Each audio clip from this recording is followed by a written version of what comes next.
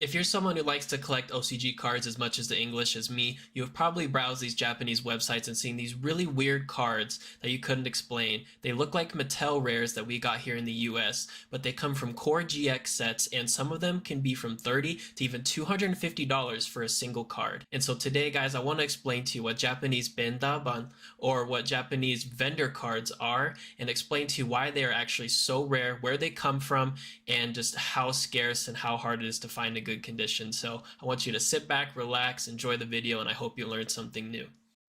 ユベルのモンスター効果発動俺のあがきだユエルの流れをつかむ才能があるわ目クソ鼻クソ耳クソどもがそして E キュービックのエフェクト発動初めてやられるやつになれるってことをさ苦しみと悲しみの中でこそ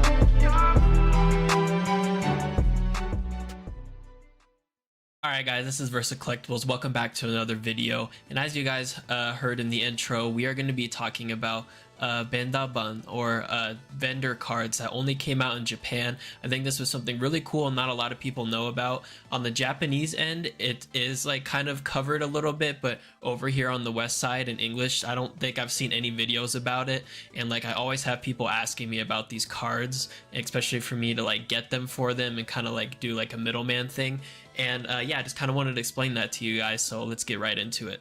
Alright, so first off, as you guys kind of saw in the intro as well, we do have this here. This is a Sparkman from TLM, and so as you can see, it does have that holofoil pattern that looks exactly like Mattel. And so basically with these cards, guys, what happened is when sets came out, new sets, there were these vendor packs. It's basically, think of like a pre-release pack. So when these new sets came out in Japan, you would go to these stores and you would buy cards and buy booster boxes and all that stuff. But what they also had, there were these things called kado dasu, or gacha. And basically Japan is super famous for gacha. And if you guys don't know what gacha is, it's like those little container like game things where you put like a quarter in. You probably see them at like bowling alleys here in the US, and you know, you spin it and you get like a prize and they come in those little capsules. Well, that's called gacha in Japan, and so they're everywhere. And basically this is where these cards originated from.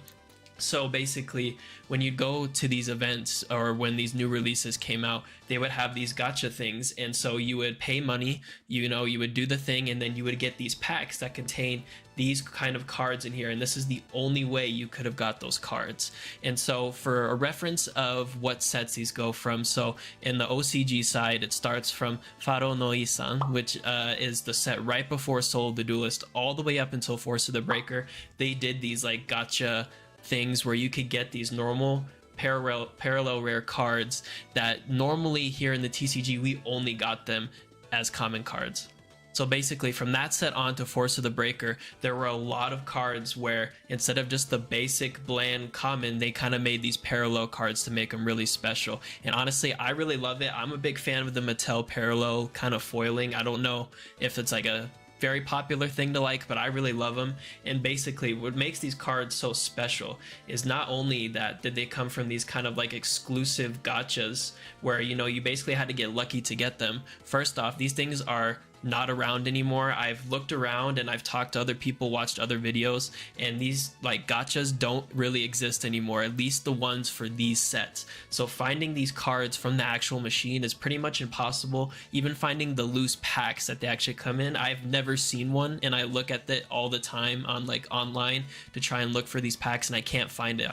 So all I can find are these cards like raw, and some of them are really beat up, man, which is why I think some of these are really hard to find, because, you know, back then people weren't taking care of them. They came out of these gacha machines, and, you know, it's not a huge step up from a common, so probably a lot of people didn't care about them. But to me, these cards are really awesome, and yeah, like it can make some of these common cards super high rarity even for the OCG. Like for example, like we have these hero cards here, which I'm showing you. I do have like a version here with Sparkman. So you know, we got this common we got here, but you know, in the US we did get the Elemental Hero Collection promos, which did up these guys to secret rare, so it doesn't apply there as much. But for sets like Force of the Breaker with like Crystal Beast and stuff, getting like a Ruby Carbuncle, which I think is one of the most expensive cards in this kind of rarity in Japan. It's like I've seen it at a store in Akihabara when I went there, and it was like 250 bucks USD, and I was like, what the heck? Yeah, cards like those Crystal Beasts from other sets. I think Power of the Duelist Elemental Hero Neos is like a $50 card if you can find in that rarity. It's just, yeah, it's super awesome. And the fact that, like, I don't know, not a lot of people know about it. Like, I had to look at videos that were only in Japanese and had to research and do stuff, and so that's why I was able to kind of bring this to you guys.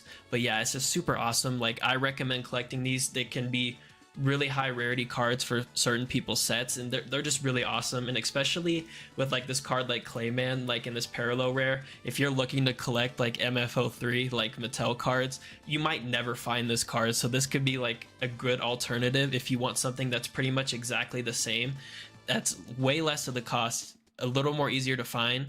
But yeah, it's just, these cards are super awesome. And yeah, if you're looking to buy these, like for example, I think I paid like $25 each for these, and they're not minty, so I would say like even this card just by itself, this Clayman Raw, is like a $35 card. Sparkman's probably the same, so these cards can fetch some high prices even though they're just like kind of like a more upped version of the common card. But yeah guys, these are just super awesome. I just wanted to make a video on it.